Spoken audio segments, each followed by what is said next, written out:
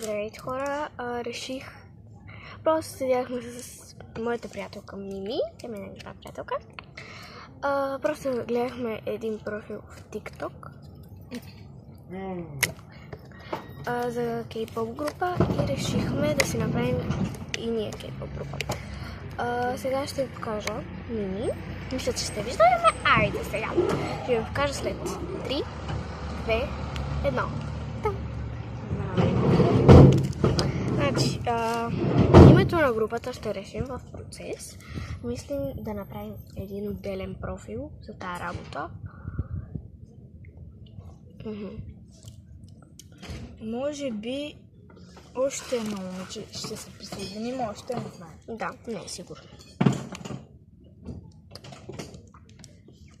Обаче, който е в Квартал Христо Ботев, да му пише улица 500.